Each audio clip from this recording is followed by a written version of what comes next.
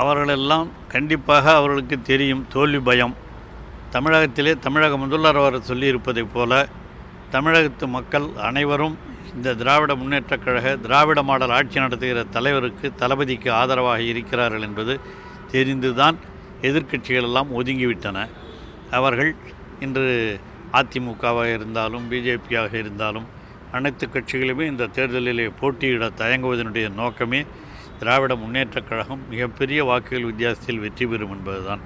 அங்கே நிற்பவர் கட்சி என்று சொல்லி கொண்டிருக்கிற ஒருவர் தான், அதுவும் பெரியாரை பற்றிய பிஜேபியினுடைய அடியாளாக இருந்து அவரை பற்றியே விமர்சனம் செய்துவிட்டு அந்த தொகுதியிலே ஒரு வேட்பாளரை நிறுத்தி வைக்கிறார் என்று சொன்னால் அவருக்கு அந்த பெரியார் மண் அந்த மண்ணிலே அவருக்கு ஏதாவது டெபாசிட் கூட கிடைக்காத அளவிற்கு நிச்சயமாக அந்த ஈரோடு தொகுதி வாக்காளர் பெருமக்கள் நிச்சயமாக திராவிட முன்னேற்றக் கழகத்தினுடைய வேட்பாளருக்கு மிகப்பெரிய வெற்றியை தருவார்கள் என்பதிலே எந்த வேறுபட்ட கருத்தும் இல்லை.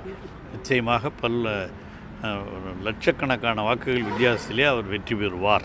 அதுதான் இன்றைய கள நிலவரம். நிச்சயமாக அது நடைபெறும்.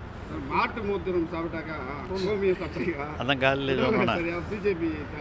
காலையில் சொன்னேன்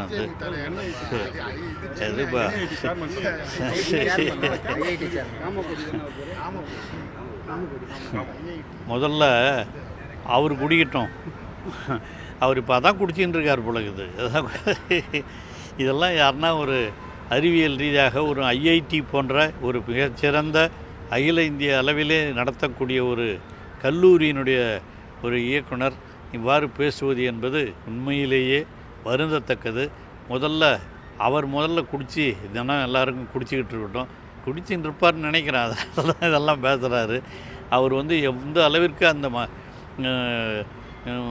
மாட்டு மூத்திரம் என்பதே உடம்புக்கு கெடுதி என்று எல்லாம் முதல்லையே சொல்லியிருக்கிற ஒரு காலகட்டத்தில், அறிவியல் ரீதியாக சொல்லப்பட்டிருக்கிற காலகட்டத்தில், அறிவியல் ரீதியான ஒரு பல்கலைக்கழகத்திலே இயக்குனராக இருப்பவர் இதை சொல்லியிருப்பது எந்த அடிப்படையில், எதற்காக, ஏன் சொல்லுகிறார் என்றே புரியவில்லை. ஆக மக்களை இதிலெல்லாம் பார்த்து கொண்டு தான் இருக்கிறார்கள். அவரும் ஆளுநரை போல மாறிவிட்டார் போல் தெரிகிறது. அந்த அடிப்படையில் தான் இதுவும் நடைபெற்று கொண்டிருக்கிறது. ஆகவே இதை மக்கள் ஏற்றுக்கொள்ள மாட்டார்கள். அதுவும் தமிழகத்து மக்கள் தந்தை பெரியார், பேரறிஞர் அண்ணா, தலைவர் கலைஞர் வழியில் இன்று தளபதி மு.க.ஸ்டாலின் அவர்களுடைய வழியிலே நடைபெற்று கொண்டிருக்கிற இந்த மக்கள் அறிவியல் ரீதியாக சிந்திக்கக்கூடியவர்கள், அவர்கள் பகுத்தறிவு சிந்தனை உடையவர்கள். இவைகளையெல்லாம் அவர் சொன்னார் என்பதற்காக யாரும் ஏற்றுக்கொள்ள மாட்டார்கள் என்பதுதான் நடைமுறை உண்மை. செய்திகளை உடனுக்குடன் தெரிந்து கொள்ள உடனே சப்ஸ்கிரைப் பண்ணுங்க.